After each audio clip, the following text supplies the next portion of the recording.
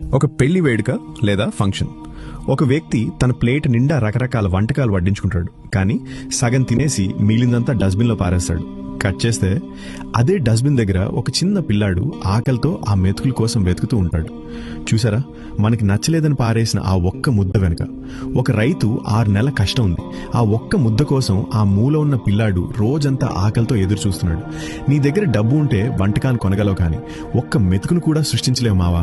ప్లేట్లో నీకెంత కావాలో అంత మాత్రమే వడ్డించుకో. కడుపు నిండాకు వదిలేసేది ఆహారం కాదు, ఒకరి ప్రాణం.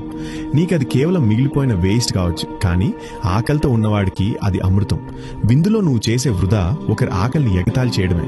అన్నం పరబ్రహ్మ స్వరూపం అంటారు, దాన్ని చెత్తబుట్లో వేయకండి. ఈసారి భోజనం చేసేటప్పుడు ఆ పిల్లాడి మొహం గుర్తు తెచ్చుకో. ఆహారాన్ని వృధా చేయనని ఒట్టు పెట్టుకో. వీలైతే ఆకలితో ఉన్నవాడికి అన్నం పెట్టు, అంతేకాని వృధా చేసి పాపం మూటగట్టుకోకు. ఈ వీడియోని షేర్ చేసి అందరిలో మార్పు తీసుకురండి.